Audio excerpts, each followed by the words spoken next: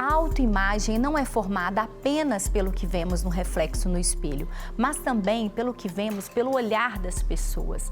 Graziele Maciel, hoje mentora e palestrante, passou grande parte da sua vida vendo uma pessoa que ela realmente não reconhecia. Até que ela foi apresentada a sua versão original de uma forma transformadora. É isso que você vai ver a partir de agora aqui no programa Você é um Bom Motivo para Viver.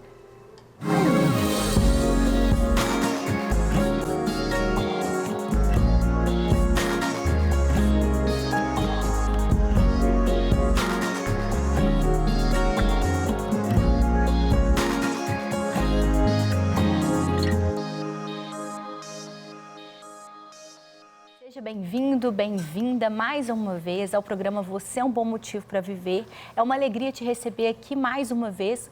Já estou recebendo também os nossos amigos e parceiros do programa. Guilherme Fenelon, seja bem-vindo. Obrigado, Thalita. Dr. Lucas Farnese, seja bem-vindo também. Obrigado pelo convite, Thalita. E com um tema tão importante como esse, que fala sobre identidade, autoimagem e como a gente dá um significado ou pode dar um novo significado para essa autoimagem a partir de uma mudança, de uma transição. Para começar, vamos colocar a Graziele Maciel, a nossa convidada do dia, na conversa. Se eu fosse sair para algum lugar, se tivesse algum evento, eu ficava horas ali na frente do espelho, arrumando o meu cabelo, né? Aquela agonia dentro de casa. Eu ficava assim, começava de manhã e terminava, bem dizer, o evento já tinha começado, então sempre chegava atrasada. Sabe, assim, tava aquela escravidão, era uma escravidão imposta ali naquele momento. Aquele cabelo já não fazia sentido para mim. Não que hoje o meu cabelo natural, ele não me dê trabalho, mas é um trabalho que eu tenho prazer em lavar, em finalizar, né, em tratar dele. Coisa que com os meus cabelos lisos, eu já não tinha mais esse prazer.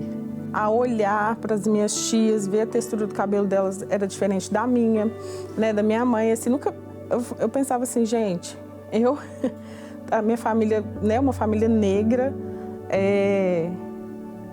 e eu quero conhecer essa Graziele, né? Eu quero saber como é esse cabelo, porque eu não sabia. Porque desde criança, desde que eu me entendo por gente, minha mãe sempre alisava os meus cabelos, né? Muito, penso que imposto pela mídia, né? Porque a mídia era o padrão, né? Midiático, cabelo liso, né? Há anos atrás, né? Hoje não, hoje nós já vemos várias atrizes com cabelo cacheado, crespo, aceitando a textura que tem do cabelo. Então esse confronto foi assim familiar mesmo, de olhar e não me reconhecer ali naquela família. O que eu achei muito interessante, que vale a pena a gente refletir sobre isso, porque o programa, eu gosto sempre de reforçar isso logo no início, para você que não conhece o programa, às vezes é a sua primeira vez aqui e talvez não saiba, é a história de um bom motivo para viver da Graziele. A sua história pode ser diferente, mas em todas as histórias apresentadas aqui, a gente pode refletir algo, aprender algo e construir algo significativo que vai fazer sentido para a nossa própria vivência. No caso da Graziele, a transição foi o start para todas as outras evoluções e construções de identidade e reforço da identidade dela a partir disso.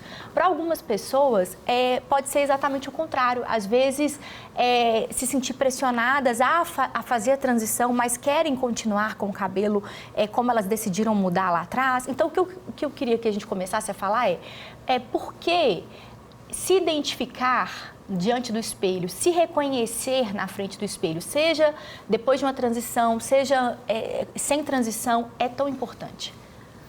Thalita, isso é uma pergunta que a gente pode falar assim, tantos temas e tantas abordagens a respeito disso, e sim, é muito importante a gente pensar a respeito dessas reflexões, porque existe uma imagem que a gente criou ao longo do tempo, como se fosse um distanciamento que não é saudável. É como se a gente tivesse duas pessoas numa só, que o corpo é uma coisa e o seu psiquismo é outra coisa. E isso não é verdade. Nós somos uma integralidade, como a gente gosta tanto de falar aqui. Então, não só os nossos aspectos emocionais influenciam no nosso corpo, mas essa dimensão do nosso corpo também afeta diretamente nossas emoções e nosso psiquismo. Então, essa imagem corporal, claro, ela precisa de responder, ela precisa de corresponder, conversar e dialogar em todo esse ambiente interno e subjetivo que eu também estou vivendo. Por isso que é tão importante a gente falar assim, deixa eu fazer as pazes com esse espelho, deixa eu fazer as pazes com essa imagem, para que eu possa ter uma relação muito mais próxima de quem eu sou, das transformações que eu tenho vivido. É interessante a gente pensar que nas nossas transições de idade isso também muda. Então, quando a gente é criança, isso acontece de um jeito, a família influencia muito, mas depois eu me torno um adolescente, eu vou tendo outras influências, as influências sociais começam a acontecer, começa a ter referências da escola, de outros ciclos de realidade que essa criança, esse adolescente começa a frequentar, aí muda, eu quero fazer experiências diferentes, por isso que na adolescência a gente cada hora quer estar de um jeito diferente, a gente faz mais experimentações, tudo isso apontando para aquele adulto que eu estou formando, para aquela pessoa que eu quero ser. Até a gente, em algum momento, constitui, e isso vai estacionando, isso vai dando um equilíbrio.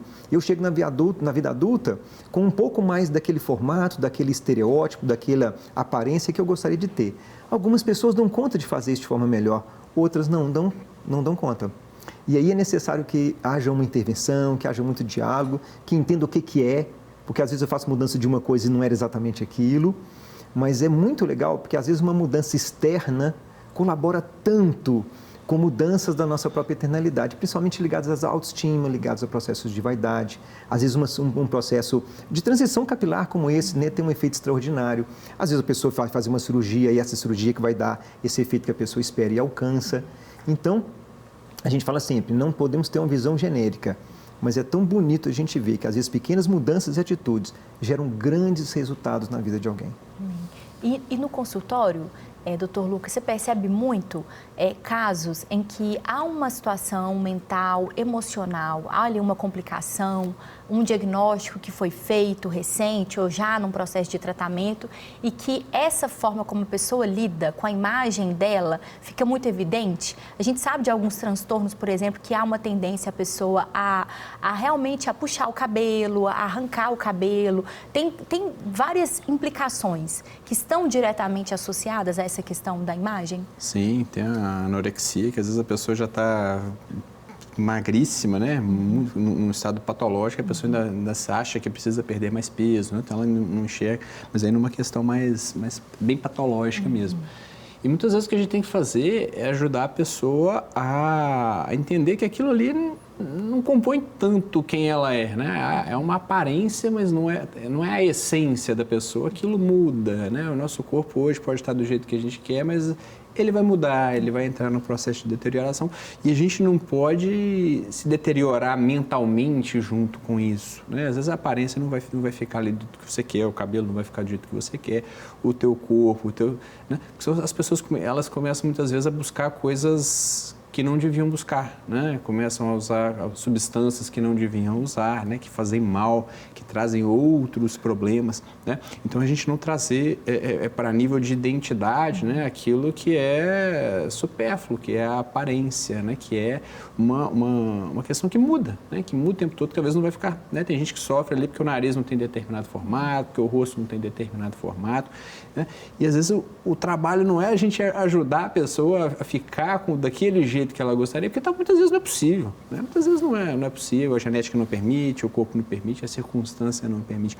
Muitas vezes o trabalho é a gente ajudar a pessoa a entender que ela pode viver muito bem, que ela pode ter uma vida maravilhosa, que ela pode fazer tudo o que ela quiser com a aparência que ela tem, com o cabelo que ela tem, com o nariz que ela tem, com a cor de pele que ela tem, com o peso que ela tem, podendo buscar melhorar, claro, né? Se eu puder melhorar, se eu quiser mudar a cor de um cabelo, se eu quiser perder peso, se eu quiser ganhar um pouquinho de massa, não tem problema, né? Não é esse o ponto, né? Eu vivo disso que quiser. Mas aquilo não pode ser assim, a condição para eu ser feliz, né? Só vou ser feliz se acontecer isso, se minha aparência ficar desse jeito. Esse é o maior dos problemas ali que a gente tem que combater. Né? A gente tem várias questões e pressões. A pressão social por uma estética padronizada ou a estética do momento, da moda, que é a tendência, o corpo tal, o estilo tal, o cabelo tal.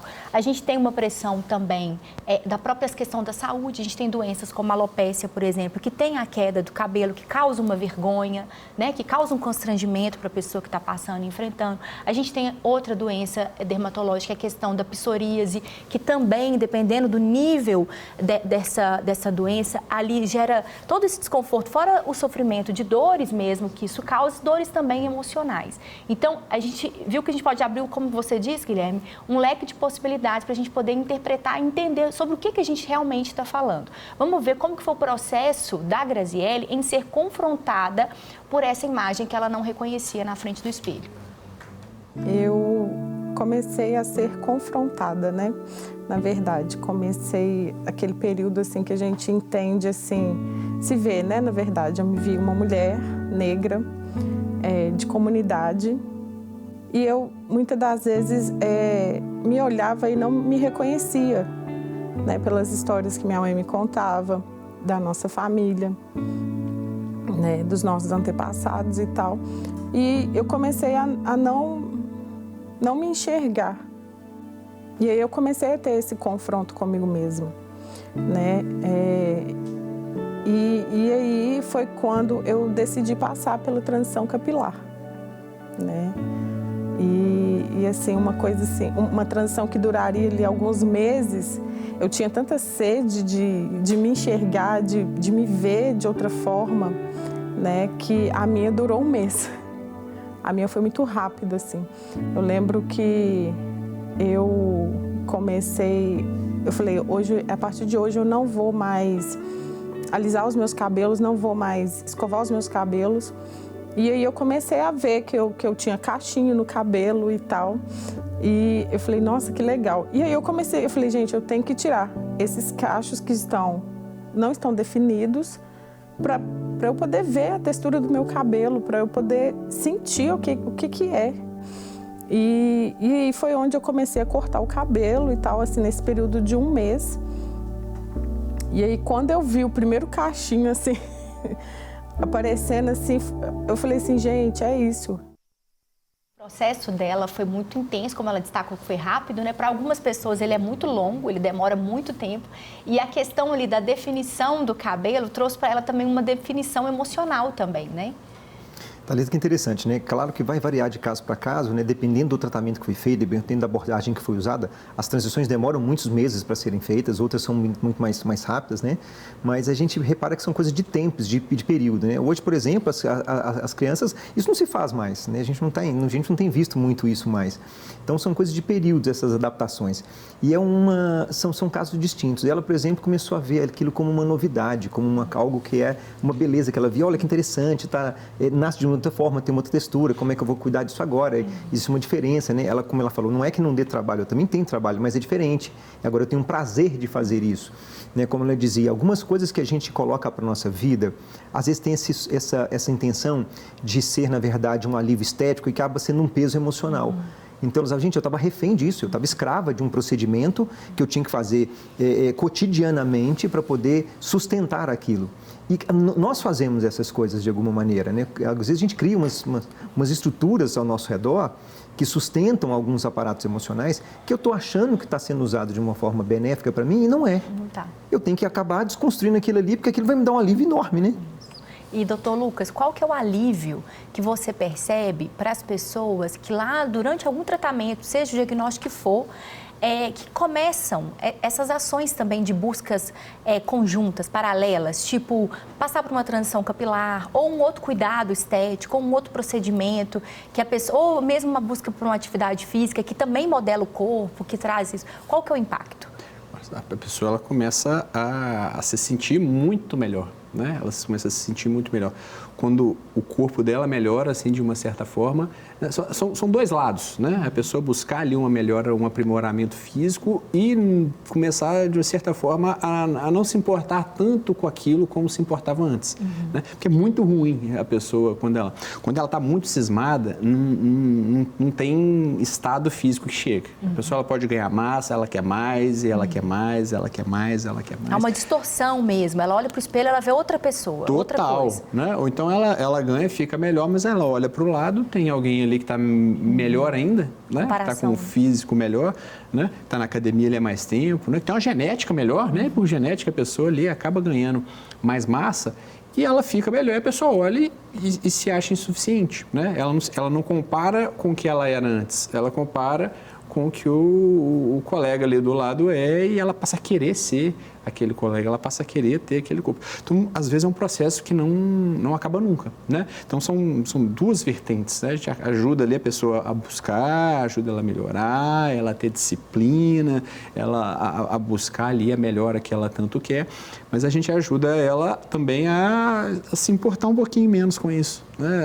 A ver isso com menos importância, a ver que tem coisas mais importantes na vida, né? As situações mais importantes na vida que ela talvez não esteja percebendo, né? Que ela talvez naquele momento ali ela não está vendo, ela não está percebendo, né? E a gente está falando de saúde, você tem um recado para a gente, né, Thalita? Isso mesmo, é verdade. Hoje eu quero falar com você sobre saúde. Você tem sentido dores ao subir escadas ou quando carrega sacolas pesadas? E você, diabético, está com dificuldade para controlar a doença? Chegou a hora de voltar a ter qualidade de vida. Hoje você vai conhecer o poder do Ora Pronobis. Gente, por si só, o Ora Pronobis é uma ótima fonte de nutrientes, com ação anti-inflamatória e antioxidante. Mas o Ora Pronobis da Francis Life é ainda mais potente, porque é formulado com 20 aminoácidos que agem no foco das dores, ajudando a aliviar dores articulares, musculares e dores mais intensas, como as causadas pela artrite e artrose. Mas atenção, esse tratamento é exclusivo. Você só encontra ligando 0800 771 6868. Além de combater as dores, esse Ora Pronobis ajuda a controlar e a prevenir o diabetes, porque é uma super fonte de fibras e por ser rica em proteínas e minerais. Também auxilia no controle do colesterol e pressão alta. Ligue agora mesmo 0800 771 6868 e fale com um dos consultores. Você sabia que o Ora Pronobis também fortalece a imunidade? Isso mesmo. Ele ajuda a fortalecer a imunidade porque tem 15 vezes mais vitamina C do que uma laranja, sem falar que tem mais cálcio do que o leite, fortalecendo a saúde dos ossos. Quer voltar a ter qualidade de vida? Ligue 0800 771 6868. Quem ligar agora e falar que viu o Ora Pronobis Francis Life aqui na Rede Super, ganha na hora 70% de desconto e de presente o gel massageador Chronic Life. É 70% de desconto e o gel Chronic Life de brinde. Ligue agora mesmo 0800 771 6868. Recado dado, e agora vamos conferir como que a história de transformação e ressignificação que a Graziele passou, deixou e impactou na vida dela. A virada de chave, eu falo que não só aconteceu ali naquela transição, mas a partir do momento que eu me voltei para Deus, que eu me voltei para Cristo, né? Eu pude ver que eu sou imagem e semelhança dele. Então, eu não tinha que seguir um padrão que as pessoas impunham, né? Eu tinha que seguir o padrão que era respeitar o meu corpo, as minhas origens, né? Era um respeito ali com a minha ancestralidade também. Então, essa foi a virada eu acho que a virada de chave maior, né? Me aceitar a Graziele como Deus me desenhou, né? Muitas das vezes a gente fica querendo acompanhar padrões, sendo que o padrão é o padrão de Cristo, é o padrão, Ele te fez, Ele te criou, Ele te desenhou com o seu cabelo crespo, ou com o seu cabelo liso, né, amarelo, vermelho, da maneira que você é. E muitas das vezes nós nos anulamos por querer seguir padrões que as pessoas impõem. Eu falo que a partir do momento que eu me aceitei, eu aceitei toda uma ancestralidade, todas as pessoas que vieram antes de mim, né? Então eu sou o bom motivo para viver por respeitar isso, por entender que eles não tiveram a oportunidade que eu tenho hoje, né? Então, eu sou o sonho deles. É lindo, né? Ver como que a pessoa, ela se descobre na sua real identidade, né? Ela passou muito tempo não se reconhecendo na frente do espelho, e quando ela transiciona, às vezes alguém pode olhar e falar assim, gente, mas é um detalhe, e são os detalhes que fazem mesmo a diferença, né? Algo que eu queria que a gente falasse um pouco, a gente já falou em outros programas, todos os programas estão na playlist, Você é um Bom Motivo para Viver, no canal da Rede Super, é sobre comparação. Porque isso você vê que, especialmente, eu não sei, a gente não sabe como que funciona exatamente para o homem, né? Eu acho que tem uma questão muito ligada a padrão financeiro, a performance profissional e tudo mais, mas a mulher, no que diz respeito à questão estética, tem uma pressão pela comparação, né? Então, a gente fala um pouquinho sobre isso hoje também. Thalita, é muito interessante a gente continuar conversando sobre esse tema, que eu falei, a gente pode estender por várias camadas, né? Essas comparações, sim, tem umas variações importantes que a gente percebe, não só a questão de uma questão estética, da corporeidade, mas as questões mesmo de padrão, né? Que eu estou, onde eu me coloco profissionalmente, e qual que é a questão que eu giro em torno de hoje? A gente tinha comparações que eram próximas da gente, e hoje isso ficou ao alcance, principalmente com rede social. Então, isso dilatou muito essas questões de comparação, e existe quase que uma tendência a uma coisa normificada enquanto um padrão de aceitação. Então, é interessante quando a gente vê ali vídeos da década de 80, 90, as pessoas eram muito mais distintas, eram muito mais diferentes com relação ao seu corpo, seu jeito de vestir, de uma forma, de uma maneira, e que hoje isso ficou muito mais padronizado, mais massificado. Então, é muito mais difícil a gente hoje não estar no processo de comparação.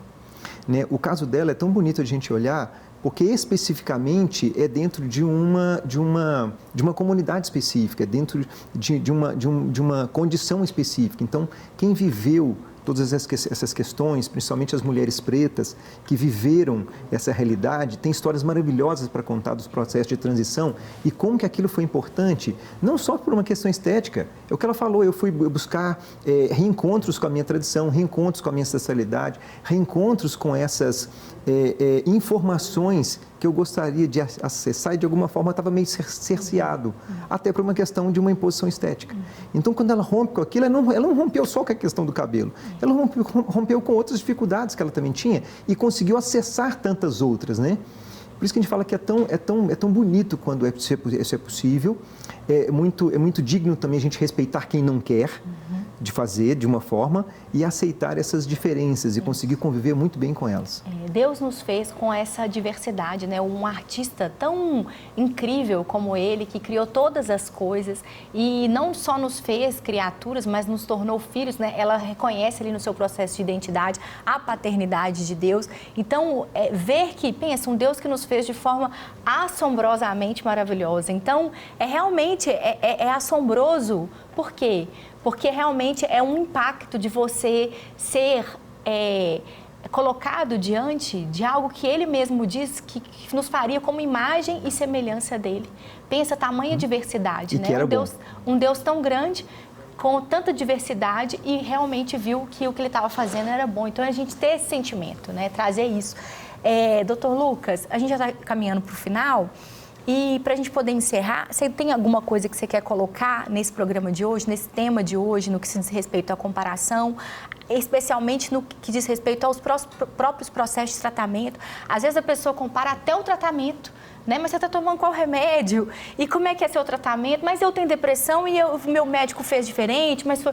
E somos únicos, né? É importante que cada abordagem seja feita de forma única. Se fosse uma coisa massificada, não ia ter um psiquiatra para atender, um terapeuta para atender. Teria um lugar que você vai lá, enfrenta uma fila e alguém te dá uma receita, você segue o mesmo modelo, o mesmo padrão. E não é assim que as coisas funcionam. Sim, a gente tem que tomar muito cuidado com a comparação, né? Porque se a gente está numa situação que eu preciso atingir um objetivo físico para eu ser feliz, o problema não é o físico. O problema é essa necessidade. O problema é essa necessidade emocional que a pessoa está tendo.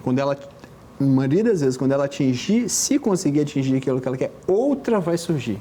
Né? Outra coisa, eu vou ver outra coisa, eu vou abrir o Instagram e vou ver uma outra coisa, uma outra moda, uma outra necessidade e vou começar a querer aquela coisa também, né? Então a gente vê muitas vezes, recebo muito encaminhamento de cirurgiões plásticos, né? Tem ali uma sensibilidade maior, a pessoa faz 1, 2, 3, 4 cirurgias e está uma eterna insatisfeita, né? Está sempre querendo mexer alguma coisinha, leva uma foto de alguém, eu queria ficar desse jeito. Só que a gente vê que a saciedade nunca chega, né? Nunca chega. Então, assim, fique atento. Fique atento, se você está muito preocupado, né? Não traga para a essência aquilo que é aparência, né?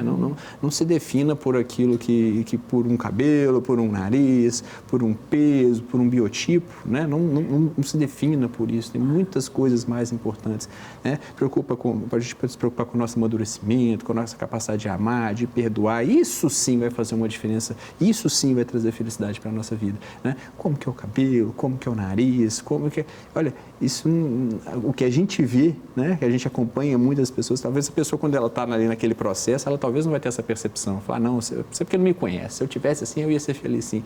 Né? Na imensa maioria das vezes, não fica feliz. Né? Não, a felicidade não está ali naquela aparência que a pessoa acha que ela precisa ter. Como nós sempre gostamos de dizer aqui no programa, é importante lembrar isso hoje, nós somos seres integrais. Então, corpo, alma e espírito. Cuide daquilo que... tem esse significado de uma forma integral, equilibrada, né? Deus nos chama para uma linha de equilíbrio em todas as coisas. Então, que você possa experimentar essa graça de não se comparar. Afinal de contas, não existe no mundo nenhum exemplar, nem parecido com você. Você pode olhar e falar assim, nossa, mas fulano parece tanto com ciclano, mas fulano é único, ciclano é único, você é único. E respeite isso, agradeça a Deus por isso, viva os seus processos, contemple a Deus na beleza de tudo aquilo que Ele te criou, que Ele colocou dentro de você. Passe pelas suas transições necessárias, mas encontre do outro lado dessas transições uma virtude maior, uma virtude que, como foi falado aqui hoje, não perece com o tempo, mas que só aumenta e melhora e nos transforma. Que Deus te abençoe e até o próximo programa, se Deus quiser. Obrigada, Guilherme. Obrigada, Dr. Lucas. Obrigado, Thalita.